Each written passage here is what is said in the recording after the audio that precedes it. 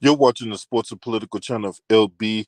If you're not subscribing to this channel, make sure you hit the subscribe button, hit the like button, and share these videos on your social media platforms. Let's get down to business. Now, this particular video is dedicated to the couple trolls that came in my comment section when I did a video about this idiot cockroach named Skip Bayless, also known as John Edward Bayless II. Now, here's the question, right? If John Edward Bayless II was this esteemed colleague and John Edward Bayless was this individual that you wanted to work with every day, then why are all these people leaving him? Whether it been Joy Taylor, whether it been Jenny Taft, the latest rendition in this episode of Surviving and Leaving Skip Bayless is Shannon Sharp. But if you go back to the days of ESPN, when he was at First Take, whether you talk about Jake Crawford, when you talk about um, Woody Page, when you talk about Kerry Champion, the Two Live Stews, amongst others, who had to endure this man on a daily basis. And the stuff that he says every day, and it's like he has a playbook to where, in order for him to stay relevant, he has to say something nonsensical, something outlandish, or something outright completely stupid. And it's the same old wash, rinse, repeat, where he says dumb shit and then we react to that dumb shit because for him, any attention is good for him and his brand.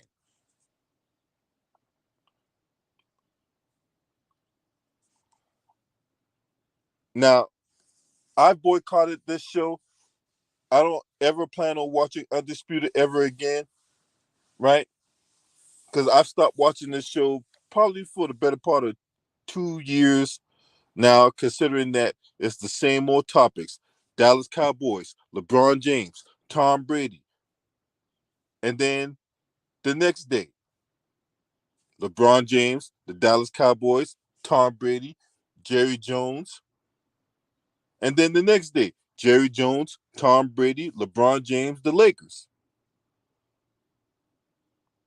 And then the next day, LeBron James, the Lakers, the Dallas Cowboys, Tom Brady. And then we throw a random topic in there about the NBA Finals. So it's the same old wash, rinse, repeat cycle, and people are tired of it. People are tired of the disrespect.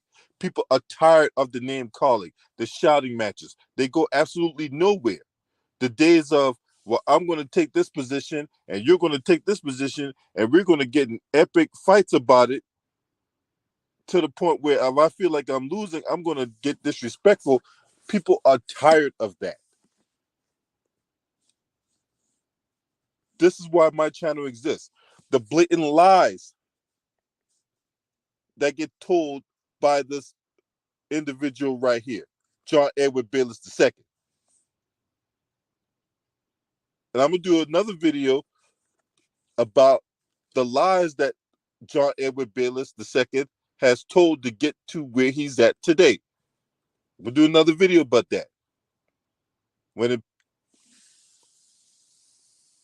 him working at the Dallas Morning News about Troy Aikman, at the Chicago Tribune about Frank Thomas, the books he's written about Jimmy Johnson, all that. I'm gonna talk about that in another video. But why has all these people left Skip Bayless? Because he is the egotistical maniac. It has to be about him. This is in the video I did previously. I broke down what made Skip Bayless a white supremacist, taking both sides of the argument. the need to have power and control and dominion over everything. The need to be right, even when he's clearly in the wrong. The unapologetic nature of his takes. All that makes Skip Bayless, or John Edward Bayless II, a white supremacist and a racist. Just because he had Lil Wayne on the song. Lil Wayne's a coon. Just because he had a couple black people work on his show, that's supposed to throw me off the scent of him not being a racist? No, he is a racist.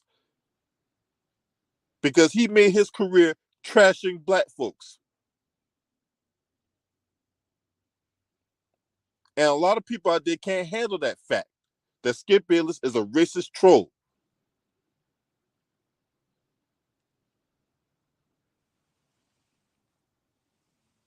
He can't run with the ball on the field, so he decides to take his ass to the studio to run his mouth.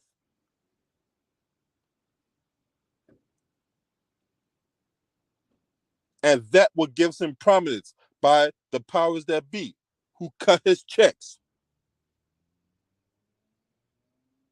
Because see, even though he has this big old platform, he don't have the legitimacy. Because it's we the people who decide who's legitimate and who's not.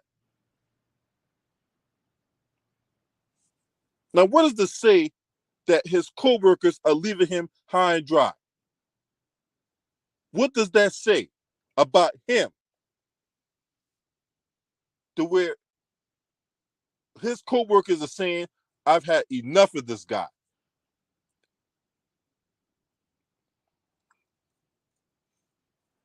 When he left ESPN, there wasn't a whole lot of people who was breaking out the Kleenex, breaking themselves down into tears.